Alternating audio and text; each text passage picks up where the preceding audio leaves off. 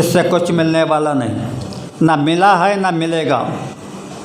तो आप बहनों से यह प्रार्थना है कि आप पतिव्रता धर्म की पालना करो। बहनों के अंतर में एक भावना प्रकट हो रही है कि हमारे लिए ये व्रत है और उनके लिए भी बाबा जय गुरुदेव जी महाराज ने आदेश दिया है। कोई भी भाई अपनी पत्नी को लक्ष्मी समझे, बोलकर भी गाली गलौज मारपीट मत करना। नारी लक्ष्मी का रूप है, इनको लक्ष्मी समझे। पहले देवियों को लक्ष्मी कहते थे। अगर कोई किसी के घर पहुंचा तो पूछते थे लक्ष्मी जी कहाँ गई, तो कहते थे खेती में गई या नदी पर गई। उसको, किसी व्यक्ति को नहीं, ईश्वर को यह समय लाना था, तो उसने लक्ष्मी नाम को ख़त्म कर दिया। फिर कारभारणी नाम आया। कारभारणी नाम भी ठीक था, घर का कारोबार देखने का ज्ञान होता था, वह भी नाम खतर कर दिया। अब सुशिक्षित नाम आ गया,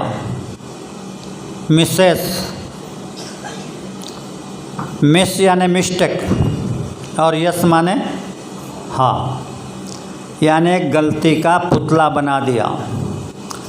अगर तुम्हारे लिए लोग तर सकते हैं, लोगों को तुम बचा सकते हैं, तुमको ही गलती का पुतला बना दिया तो तुम क्या करोगे?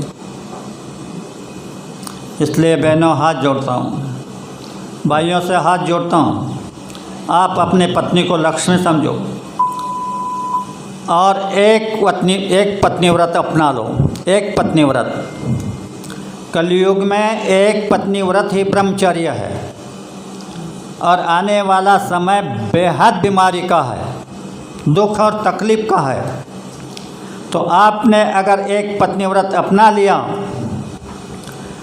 तो यह बीमारियाँ, यह दुख तकलीफ़ किनारे से नहीं निकल जाएगी। तो बाबा जी को बाबा जी मत कहना। प्रमाण के लिए बताता हूँ, द्वापर युग में अश्वमेध यज्ञ हुआ, घोड़ा छोड़ा गया, अर्जुन रक्षक थे, भगवान कृष्ण भी थे और सेना भी थी। धरती पर के लोग घोड़े को पकड़ते थे, युद्ध होता था, अर्जुन जीतते जीतते जा रहा था। एक राक्षस ने घोड़े को पकड़ा।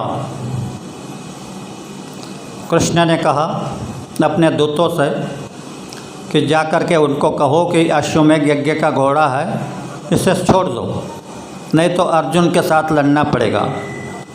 राक्षस ने कहा मैं युद्ध करने को तैयार हूँ। उन्होंने आकर भगवान को संदेश दे दिया। दोनों सेना आमने सामने खड़ी हो गई। राक्षस ने भगवान को प्रणाम करके पूछा कि प्रभु, क्या युद्ध को प्रारंभ हो जाए? तो भगवान का शंख बजा, अर्जुन का शंख बजा, भीम का शंख बजा। इसका मतलब युद्ध की अनुमति मिल गई। तो राक्षस ने ऐसे संधान साधा तो एक ही बाण में अर्जुन के रथ को आकाश में उड़ा दिया और ऐसे गर गर गर गर घूम रहा था। अर्जुन चकाचौंध हो गया, सोचने लगा इतना बड़ा महाभारत हुआ, ऐसा योद्धा नहीं देखा।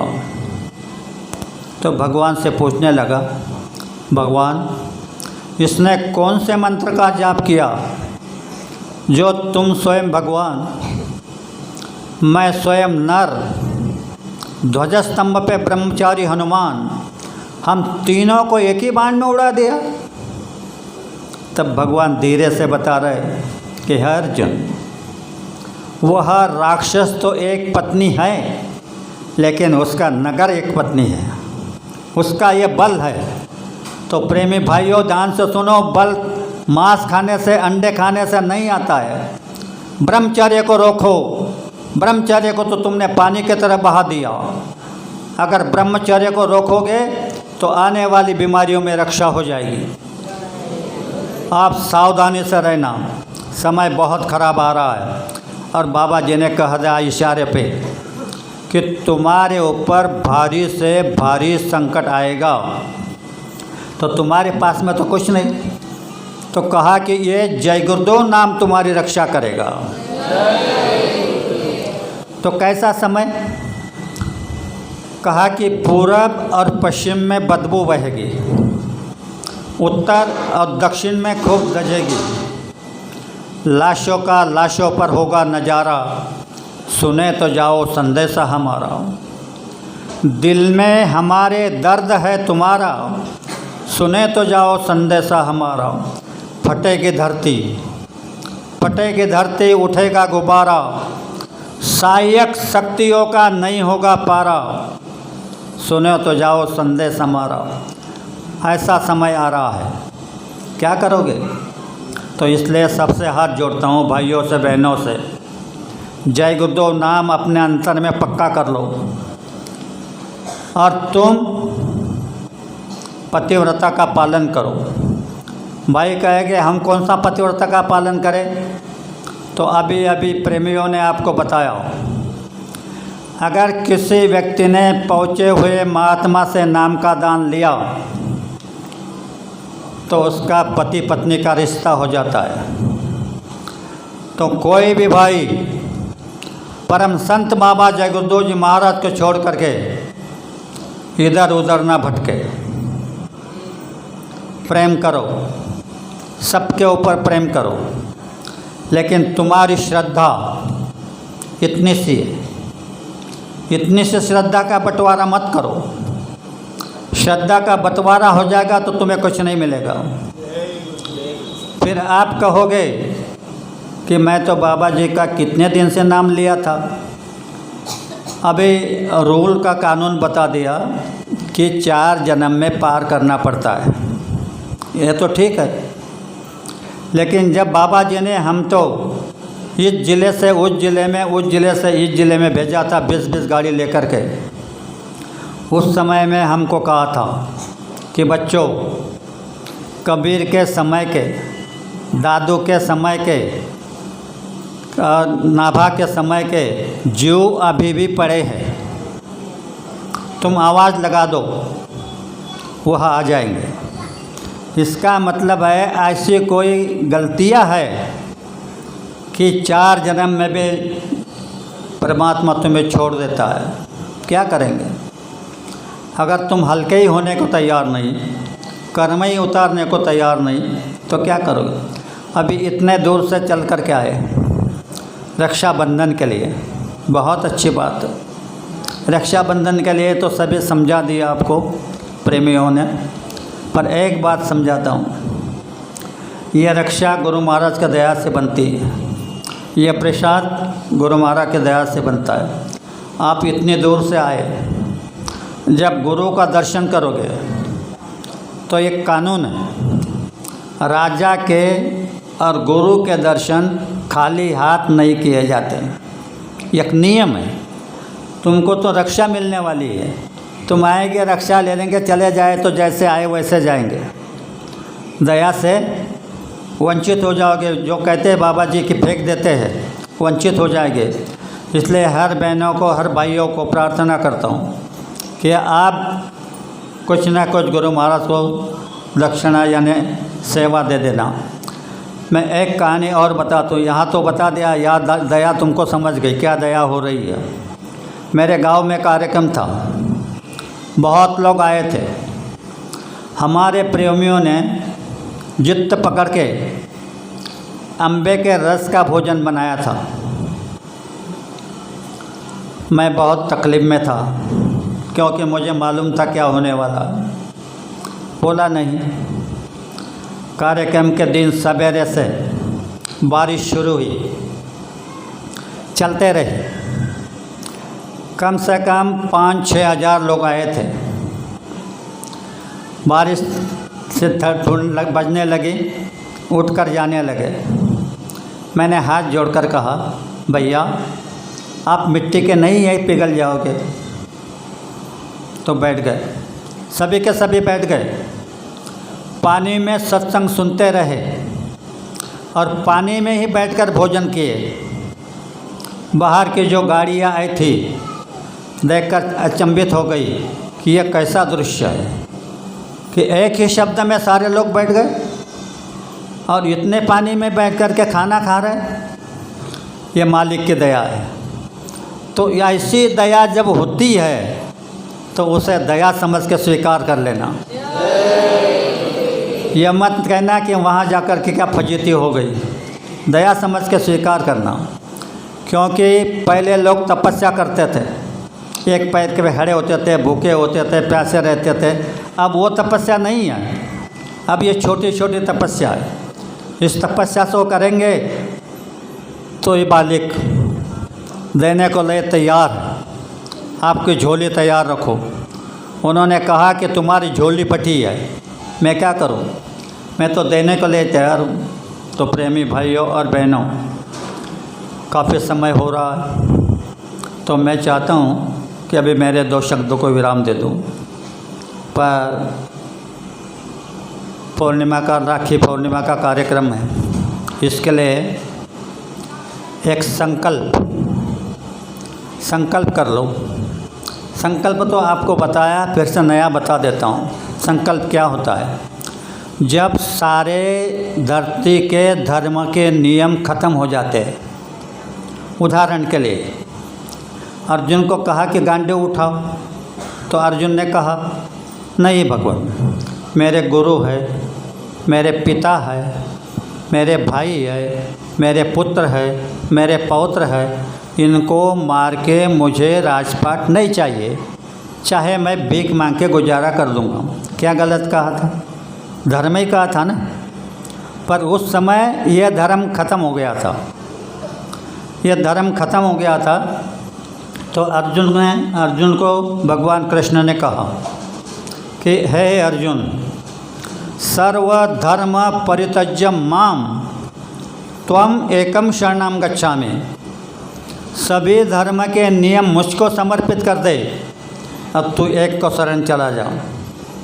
अर्जुन ने माना नहीं। आखिर दिव्य दृष्टि करके विलास लीला दिखाई, तब थर थर करके कहने लगा कि मैं युद्ध करता हूँ। युद्ध हुआ, जीत हुई, सब कुछ हुई। तो ऐसे युद्ध के समय में, परिवर्तन के समय में आज भी हमारे देश में महात्मा बता करके गए कि योग याग विधि येने नोहे सिद्धि वायाची उपाधि। जो तुकोर जी महाराज को, तुकाराम महाराज को मानते हैं, वो इस बात को मानते नहीं, तो कैसे मानना है? वैसे ही त्रेता युग में राम रावण का युद्ध हो रहा था। मेघनाथ हवन करने जाकर अलग बैठ गया। हवन से विजयी रथ बाहर आने वाला था। विभीषण ने जाकर राम को सूचना दे दी, भगवान मेघनाथ हवन कर रहा है, विजयी रथ बाहर आ गया तो दोबारा जन्म लेना पड़ेगा, यह जन्म में तुम लंका जीत नहीं सकते। तो राम ने हनुमान की तरफ, लक्ष्मण की तरफ देखा। ये सेना लेकर के गए, हवन में पत्थर पेड़ डालकर सारा विध्वंस कर दिया। अब जिसका ये नुकसान हुआ वो मामूली व्यक्ति नहीं था। 33 कोटि देवता को जीतने वाला इंद्रजीत कितने क्रोध से उठा होगा और अगणित बाण चलने लगे। लक्ष्मण अपने दिव्यास्त्रों का उपयोग कर रहे थे, सारे फैल जा रहे थे। लक्ष्मण ने देखा अब इंद्रजीत अनावर हो रहा है, तो उसने वही तुनिर से बाण निकाला और उसी चाप पर चढ़ाया और संकल्प किया। क्या संकल्प किया? अगर राम एक वचनी, एक पत्नी, मर्यादा पुरुषोत्तम है, माँ सीता पतिव्रता है, हनुमान ब्रह्मचारी है और मैं 14 वर्ष निराहार हूँ, यह बात अगर सत्य है तो इसी बाण में इंद्रजीत का सर धड़ से अलग हो जाएगा। संकल्प काम कर गया, इंद्रजीत का सर कट गया। आप कहोगे बाप बाप बाप, ये तो त्रेता युग की बात है, किसी भी योग की हो नियम काम करता है। मैं आज की बात बताता हूँ। 13 गाड़ियों को लेकर के हमारे सारे अगल बगल के भाई और हम मध्य प्रदेश उत्तर प्रदेश में दौरे पर गए थे। जबलपुर में एक सत्संगी ने बुलाया, रात के 8 बजे पहुँचे। कुर्सियाँ वगैरह लगा करके, स्टेज लगा करके तैयार थे। भंडारे की गाड़ी साथ थी। भंडारे वालों ने देखा जल्दी खाना बन जाए तो 2 सिलेंडर लगा दिए। मैंने अर्चना को कहा, बेटा 2 प्रार्थना सुना दो। लड़की ने पहली प्रार्थना सुनाई, तब से सिलेंडर ने आग पकड़ ली। उसको बुझाने में लगे तो दूसरे ने पकड़ ली। बुझाने की लपेट झपेट में बगल में 16 लीटर गोड़े तेल का डब्बा पड़ा था, वो भी पिघल गया, वो भी जलने लगा। भयानक दृश्य हो गया। कॉलोनी के लोग भागने लगे, कहने लगे 2 सिलेंडर है, फट गए तो कॉलोनी बचने वाली नहीं। मैं और दादा अपने टेंट से बाहर आए, देखा लोग भाग रहे थे। हमारे भाई जय गुरुदेव करके सिलेंडर के ओर जा रहे थे। हमने देखा समय भयानक है, कोई काम नहीं करेगा, कोई शक्ति काम नहीं करेगी, कोई मंत्र काम नहीं करेगा। फिर भी मंत्रों का इलाज करके देखा कि कोरा करिया जल से भरिया, उसमें कौन नाय धरती वाले गोरख नाय। जलती आग शीतल हो जाए, मेरी भक्ति गुरु की शक्ति, स्फुरो मंत्र ईश्वर हुआ, सत्यनाम आदेश गुरु का। कुछ नहीं हुआ। फिर संकल्प किया कि हे गुरुवर, आपके आदेश से ये लोग धर्म के प्रचार को निकले हैं, ये अपने खर्चे से चल रहे हैं, ये किसी से पैसा नहीं मांगते और इनको मान सम्मान की भी ज़रूरत नहीं है। अगर एक बात सत्य है तो यह आग अभी बुझ जाए। जैसे बटन दबाते हैं बल्ब बुझ जाता है, ऐसी आग बुझ जाएगी। क्या है यह? निर्मलता। आपके अंदर में अगर निर्मलता होगी तो आप ईश्वर से भी टकरा सकते हो, कोई बड़ी बात नहीं है। पर अंतर में वो गड़बड़ है ना, माया तो हर तरह से घेरती है। अब उसके लिए आज ये रक्षाबंधन का समय है, अभी ये रक्षा आपको मिल जाएगी। अब संकल्प ले लो, बोलो जय गुरुदेव। हे गुरुवर, हम सबको सच बुद्धि दो, सच बोलने का ज्ञान दो, सद्धर्म का ज्ञान दो, सत सेवा करने का ज्ञान दो। हे भगवान, हमारे अंदर जो कुछ कमी नज़र आती है उसमें हमारा ध्यान लगाकर उसे पूर्ण करने का साहस दो। हे बाबा जय गुरुदेव जी महाराज, हम कलयुग के अज्ञान जीव है, ना धर्म जानते हैं ना कर्म जानते हैं। जाने अनजाने हमसे जो गलतियाँ हो गई उसे माफ़ कर देना। हे विश्व धर्म को नियमन करने वाले परमात्मा, हम तुझको स्मर के प्रतिज्ञा करते हैं, आज से हम मांसाहार नहीं करेंगे, नशीली चीज़ों का सेवन नहीं करेंगे। अंत समय में तुझ में समरस हो जाऊं, यही हमारा उद्देश्य है, यही हमारा ध्येय है। इसे पूर्ण करने हमें शक्ति दे वरदान दे, शक्ति दे वरदान दे।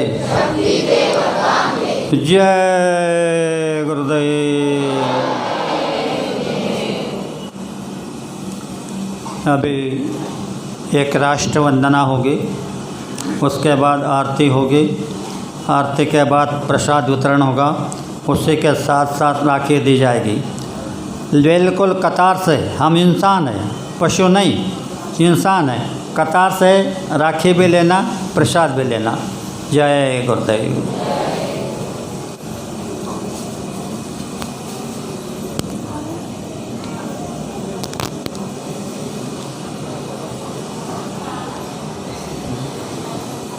जय गुरुदेव।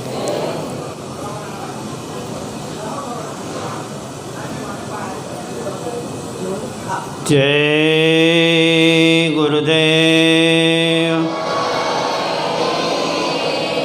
तन मन धन से सदा सुखी हो भारत देश हमारा।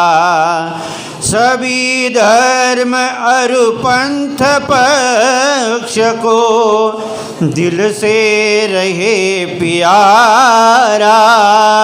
विजयी हो, विजयी हो, विजयी हो भारत देश हमारा। निर्भय हो यह देश की माता, मंगल कीर्ति कराने। सत्यशील और निर्मल मन से वीरों को उपजाने। सद्गुणी हो यह देश की जनता, जीवन सुख सजवाने। रंकराव पंडित भिखारी, सबको सुख दिलवाने। विजयी हो, विजयी हो, विजयी हो भारत देश हमारा। स्पृश्य हटे यह सारा, देश कलंक मिटाने। सबके मन कर्तव्यशील हो, धन उद्योग बढ़ाने। सबका हो विश्वास प्रभु पर, अपनी शक्ति बढ़ाने। ब्रह्मचर्य अध्यात्म दैवी गुण घर घर में प्रगटाने। सारा भारत रहे सिपाही, शत्रु को दहशाने। टुकड़िया दास कहे स्फूर्ति हो, सबको भक्ति कराने। विजयी हो, विजयी हो, विजयी हो भारत देश हमारा। तन मन धन से सदा सुखी हो भारत देश हमारा। भारत देश हमारा। जय गुरुदेव।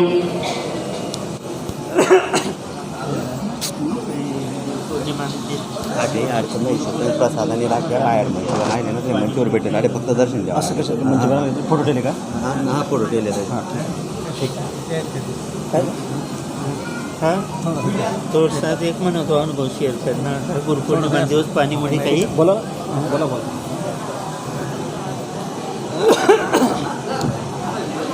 जय गुरुदेव. चल जय गुरुदेव. सर्व प्रेमी सत्संगी बंधू भगिनींना माझी नम्र विनंती आहे. एक छोटासा अनुभव मी आपल्यासमोर शेअर करत आहे. गुरुपौर्णिमेच्या दिवशी कार्यक्रमामध्ये तो अनुभव मी त्या ठिकाणी शेअर करणार होतो, परंतु पाणीचं वातावरण असल्यामुळे घाईगर्दी होती, त्यामुळे तो अनुभव शेअर मला करता आला नाही. थोडक्यात मी तो अनुभव आपल्यासमोर मी शेअर करतो. मित्र हो, गुरु महाराजांच्या दयेने एके दिवशी रात्री स्वप्नामध्ये एक असा कमरा आहे आणि त्या कमऱ्यामध्ये पलंग पडलेला आहे. पलंगावरती अण्णासाहेब बसले आहेत, आपले नारूदादा समोर उभे आहेत, विशाल सर समोर उभे आहेत आणि मी असा सरांच्या बाजूला उभं राहून अण्णासाहेबांच्या समोर एक प्रार्थना त्या ठिकाणी मी सादर केली स्वप्नामध्ये. तर ती छोटीशी एक प्रार्थना आहे आणि त्या कमऱ्यामध्ये लख अशा प्रकाश उजेड आहे. त्या उजेडामध्ये 4-5 लोक आम्ही उभे आहोत आणि मी प्रार्थना गात आहे. अशी गुरूंची दया त्या ठिकाणी मौज झाली. तर तो छोटासा अनुभव, ते छोटंसं गीत आम्ही आपल्यासमोर सादर करतो, ऐकूया. जय गुरुदेव. अघटित अशी घडली घटना, अतिलख प्रकाश दिसे नयना, अतिलख प्रकाश दिसे नयना, अघटित अशी घडली घटना. कुणी अमृत पान करा म्हणती, देऊनी या धारची धार जशी, ही गोड रुची किती सांगू तुम्हा, मनवून मन होत पिता पलना, अघटित अशी घडली घटना, अघटित अशी घडली घटना.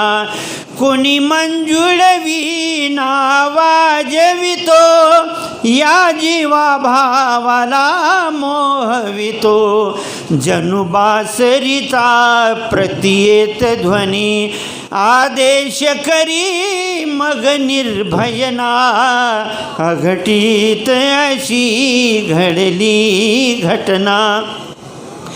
किती रंग अनंत उफाडित है, लहरावत जणू सुख सागर तो, एकावरी वर चक्र फिरे, जणू प्राण उडे गमला गगना, अघटित अशी घडली घटना.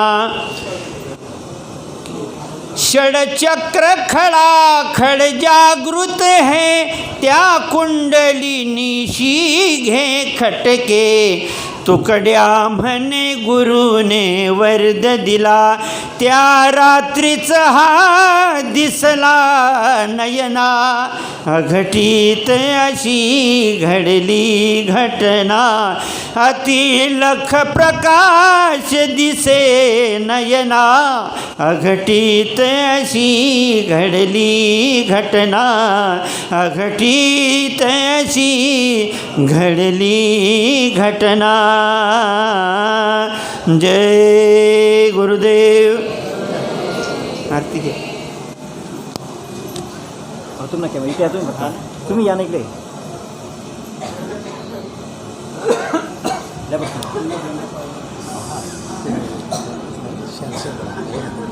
हा पण त्यांना 5 जण हां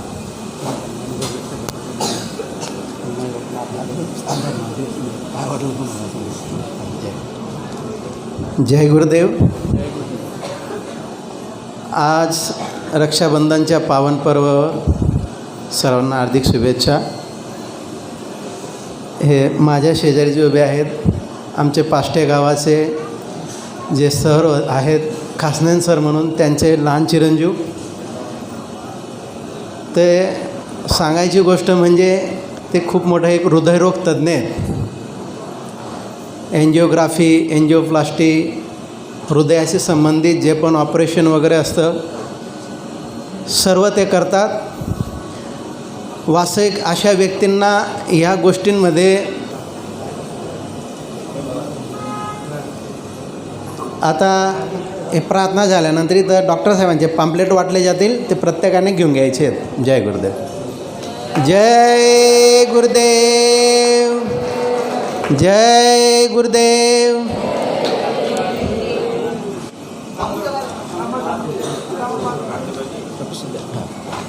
नवदा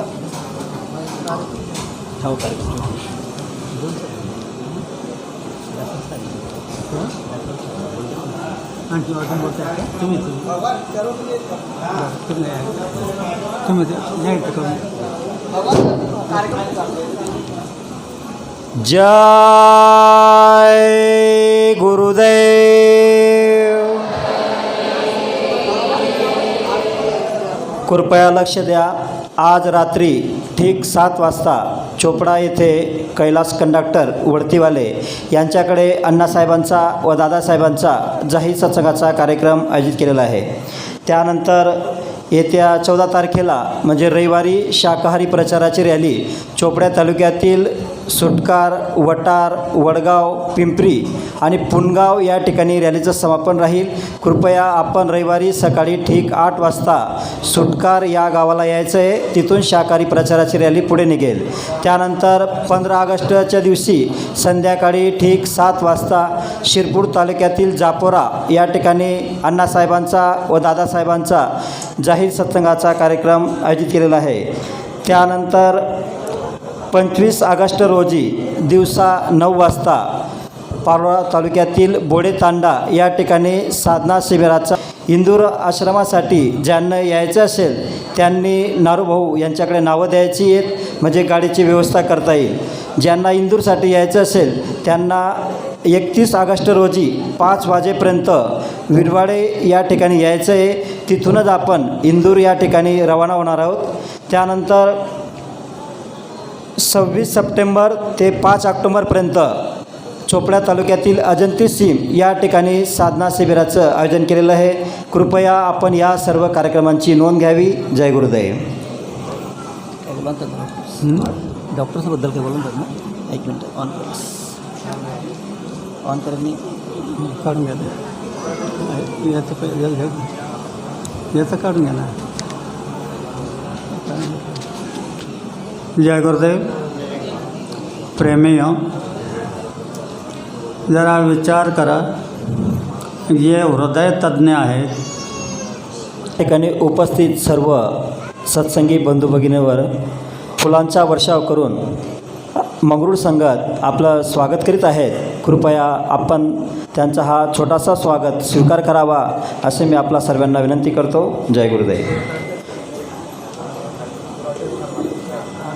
हो.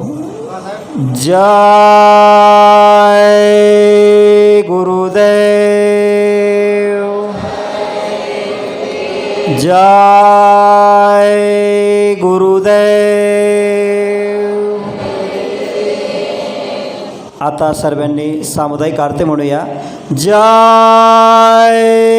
गुरुदेव.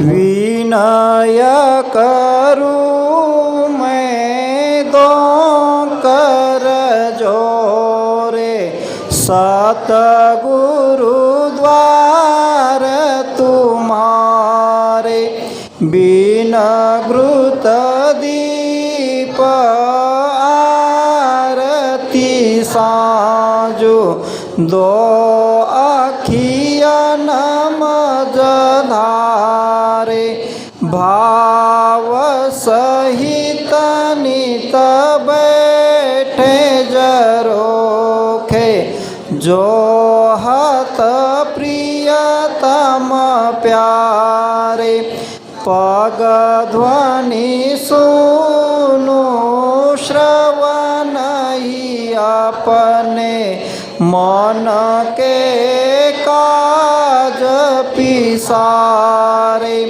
जागी सूरत पियत चरणामृत, पियत पियत हुई न्यारे, घंटा शंख मृदुंग सारंगी बनसी बीन सुनायो जय गुरुदेव की आरती करती गावत जय जयकारे विनय करूं मैं दो कर जोरे सतगुरु द्वार तुम्हारे दाता द्वार तुम्हारे मालिक द्वार तुम्हारे स्वामी द्वार तुम्हारे जय गुरुदेव जय गुरुदेव जय गुरुदेव. गुरु महाराजांचा फोटो या ठिकाणी आहे. बाहेर देखील एक मंच बनवलेला आहे. त्या मंचाजवळ साखरेचा प्रसाद मिळेल आणि राखी देखील मिळेल. अगोदर सर्व बंधू भंडारा भोजनासाठी बसलेले आहेत. भगिनींनी शांततेत दर्शन करायचं आहे. बाहेर गावाहून आलेल्या ज्या भगिनी आहेत त्यांनी या ठिकाणी भंडारा घ्यायचा आहे. गावातल्या भगिनींनी या भगिनींचं जेवण झाल्यानंतर आपण शांततेत भंडारा घ्यायचा आहे. जय गुरुदेव.